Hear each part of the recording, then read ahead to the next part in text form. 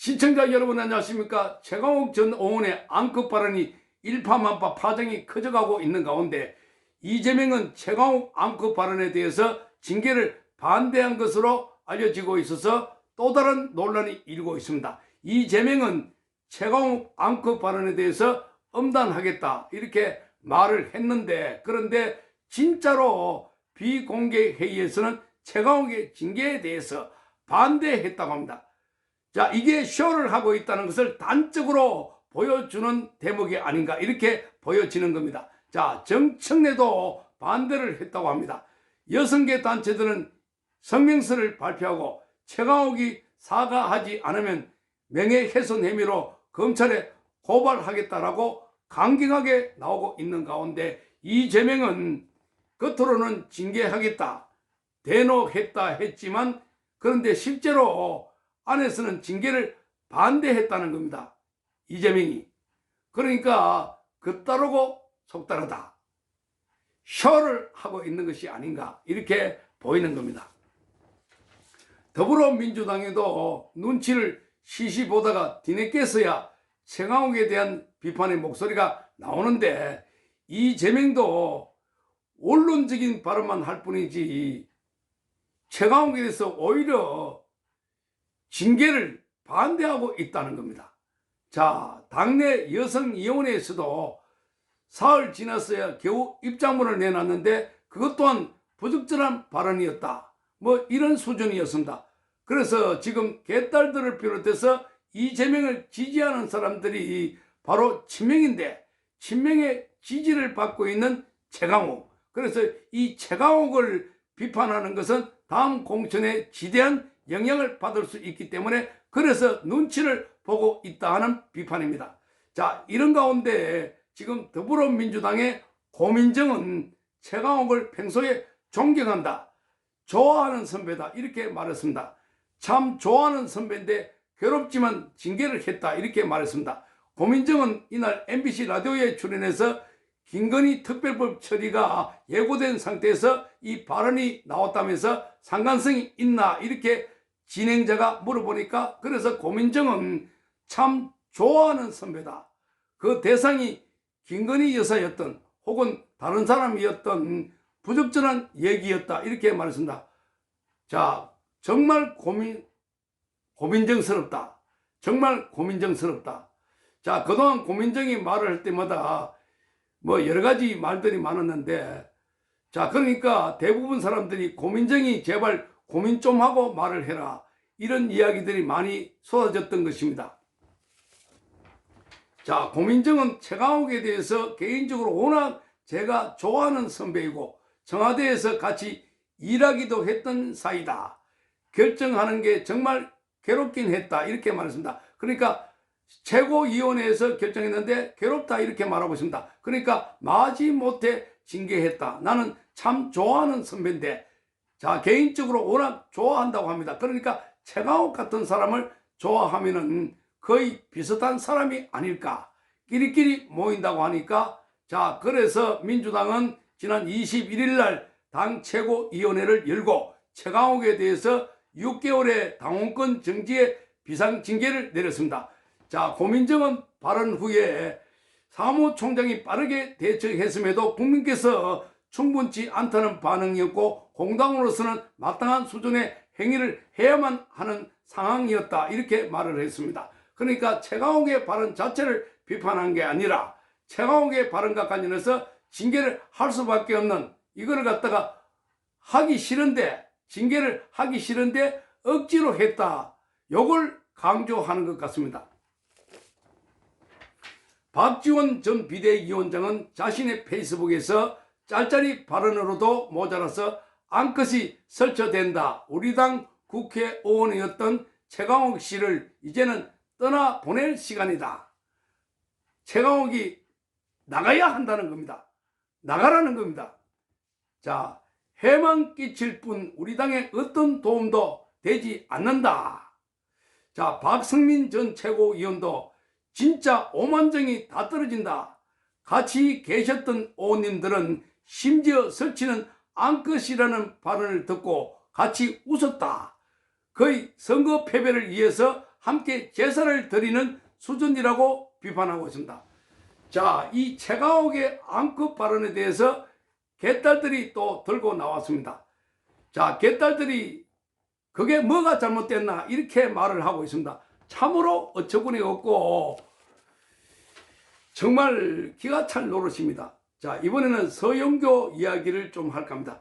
서영교가 검찰은 자정 능력이 없다라고 하면서 한동훈 법무부 장관을 수차례 공격했습니다. 그러자 한동훈 장관이 기자들의 질문을 받고 어떻게 생각하십니까? 이렇게 기자들이 물으니까, 자, 이 서영교에 대해서 그분은 겉으로 깨끗한 척하지만 운동권 출신이고 그분이 과거에 어떤 일을 하셨는지 잘 몰랐죠? 이렇게 하면서 기자들에게 하나 둘씩 설명을 했습니다. 자, 이 내용을 어제 조선일보가 다시 과거에 서영교가 어떤 일을 했는지 어떤 짓을 했는지 쭉 정리를 했습니다. 한동훈 법무부 장관이 마치 쭉 깨고 있듯이 이렇게 설명한 부분들을 그걸 키워드로 해서 과거에 서영교가 했던 일을 정리를 해보니까, 자, 서영교는 정말 국회의원 해서는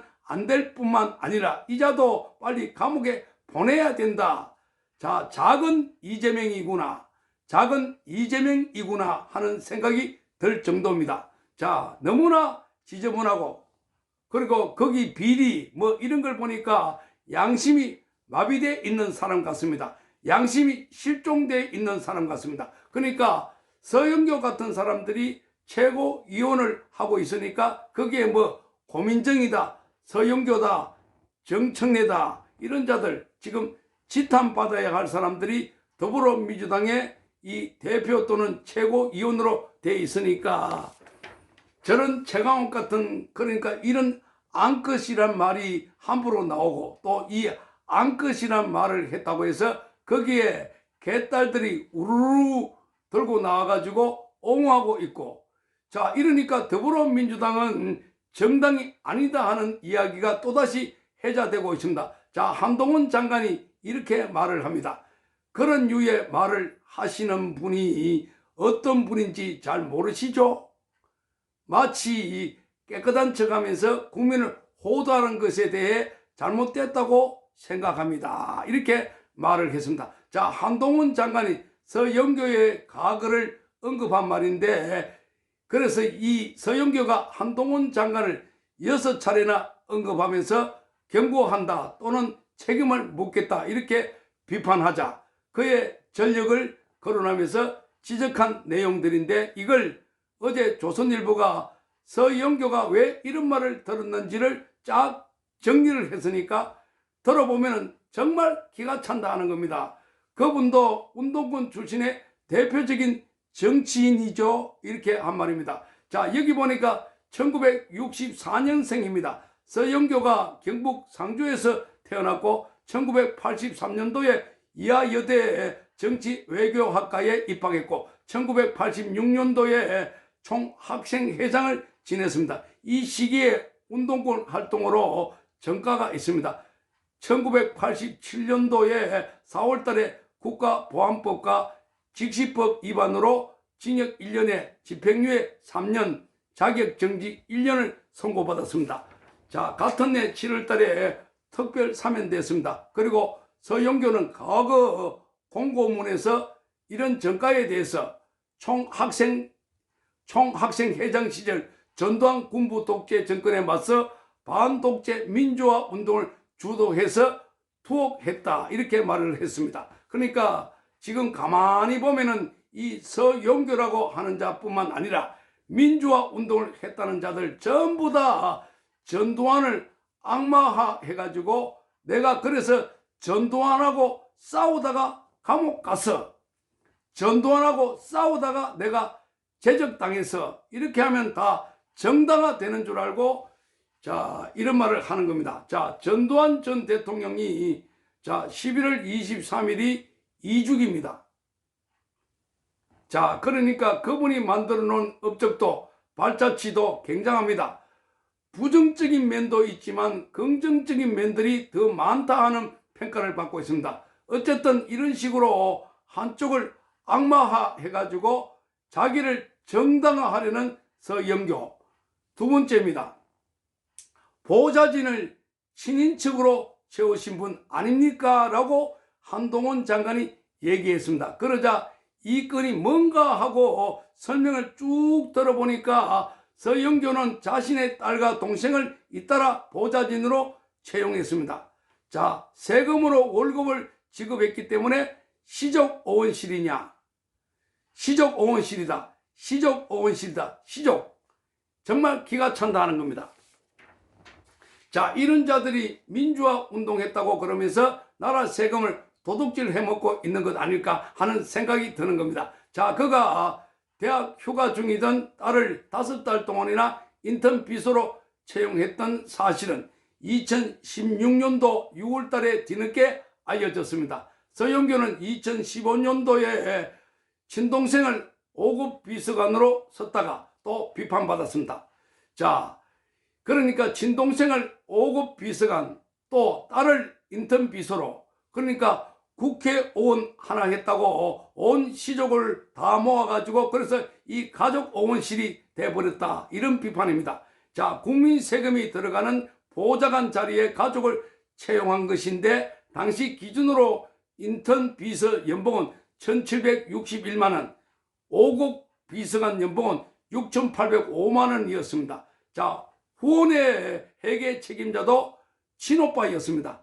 수도권의 한 대학 교수였던 서영교의 친오빠는 서영교의 후원회의 회계 책임자로 등록하고 2,760만 원을 인건비로 받아갔습니다. 그러니까 국회의원 함하고 난 뒤에 본인뿐만 아니라 온 가족들에게 이렇게 저렇게 돈을 주고 지급하고 편법으로 이렇게 한 것 아닐까.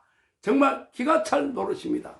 자, 이런 문제가 줄줄이 드러나자 2016년 7월 달에 그는 자진 탈당했습니다. 1년 2개월 뒤에 복당했습니다. 자진 탈당 아니라 이런 사람들 빨리 구속시켜 버려야 한다 하는 여론이 빗발치고 있습니다. 세 번째, 한동훈 장관이 지적했던 그 보좌진 월급에서 후원금 떼간 분 아닌가요? 보좌진 월급에서, 자, 보좌진 월급의 후원금 전용은 시족오원실 해명하는 과정에서 또 의도치 않게 스스로 자백했습니다. 당시 그는 이렇게 말합니다. 원래 근무하던 인턴이 갑자기 그만두는 바람에 일을 도와주던 딸이 인턴으로 근무하게 됐다. 딸의 급여는 개인적으로 사용하지 않고 다시 후원금으로 냈다, 이렇게 말을 했습니다. 그러니까 딸의 급여뿐만 아니라 그 앞에 인턴을 그만뒀기 때문에, 자, 그 앞에 있던 인턴도 월급을 받아가지고 그걸 후원금으로 냈다는 겁니다. 자, 그러니까 이걸 보니까 정말 기가 찬다는 겁니다. 보좌진을 채용하는데 쓰라고 지급된 인건비를 자기 후원금으로 돌려섰다는 얘기입니다. 가족 아닌 보좌진 월급도 후원금 계좌로 흘러 들어갔다는 이야기입니다. 자, 자신이 채용한 4급 보좌관부터 2015년 5월에서 9월 매기간 매월 100만 원씩 모두 500만 원을 후원금으로 받은 사실이 드러났습니다. 자, 그래서 서영교는 자발적 후원이다, 이렇게 해명했지만 누가 이걸 자발적 후원이라고 믿을 사람이 누가 있겠습니까? 그렇지 않습니까? 자, 정말 벼룩에 간을 빼먹지 요렇게 보좌진까지 돈을 탈탈 털어갔던 사람, 이게 바로 서영교가 아닌가. 당시 서영교는 정치자금법 위반 혐의로 고발돼서 수사를 받았지만 검찰은 증거 불충분 혐의로 무혐의 처분했습니다. 그러니까 짜고 봐줬다 하는 의혹이 제기되고 있는 상황들입니다. 그 다음에 자신의 지인의 자녀의 형사사건에 압력을 행사해가지고 국회에 파견됐던 판사를 불러가지고 전달했던 분 아닌가요? 이렇게 한동훈 장관이 직격탄을 날렸습니다. 자, 그거는 서영교가 2015년 5월 달에 국회에 파견 중이던 김모 부장판사를 자기 방으로 불러가지고 강제추행 미수 혐의로 재판을 받고 있던 지인 아들 이모 씨를 선처해달라고 부탁했습니다. 강제추행 미수, 이게 이제 그때 바바리맨이라고 해서 이렇게 벌러덩 흘러덩 이런 거와 관련해서 재판을 받고 있었는데, 이거 봐달라고 해서 그것도 판사를 자기 방으로 오라 해가지고 정말 기가 찬다 하는 겁니다. 갑질 중에 갑질 아닌가. 이런 민원은 이 그때 당시에 김모 부장판사를 통해서 임종원 전 법원 행정처장에 보고됐고, 문용선 당시 서울 북부지법원장을 거쳐가지고 이시 재판을 맡은 박모 판사에 그대로 전달됐던 것으로 조사가 됐습니다. 그러니까 국회의원이 공정한 재판을 해야 되는데, 야 이것 좀 봐주라 저것 좀 봐주라 이러면 대한민국의 법이 어떻게 운영될 것인가. 그러니까 서영교 같은 사람은 특권 의식에 쩌들어 있는 것 아닐까. 그래서 이는 2019년 1월 달에 검찰의 사법행정권 남용 의혹 수사 과정에서 드러났습니다. 말하자면 사법부에 접어몰이할 때 그때 드러난 겁니다. 당시 임 전 차장에 대한 검찰의 공소장이 언론등에 공개가 됐는데, 거기에 서영교의 청탁 사실이 들어 있었습니다. 이러니까 서영교야말로 적폐 중에 적폐 아닌가. 이런 자들 구속시키고 이런 자들을 의원직에서 배지를 떼도록 해야 되지 않을까. 당시 서영교는 민주당의 원내 수석 부대표였는데 이 재판 청탁 의혹에서 자리에서 물러났습니다. 지난번에 이태원 참사 현장에서도 그때 서영교는 화이팅을 외쳐가지고 이걸 외쳤다고 해서 또 구설수에 올라오기도 했고, 그러니까 이 서영교라는 이 사람은 국회의원이 아니라 우리 공적인 영역에 나타나면 안 되는 사람이다. 우리 공적인 영역에 나타나면 안 되는 사람이다. 이런 사람이 한둘이 아니기 때문에, 그래서 더불어민주당은 통째로 문을 닫고 간판을 내려라 하는 이 여론이 빗발치고 있습니다. 시청해 주셔서 감사합니다.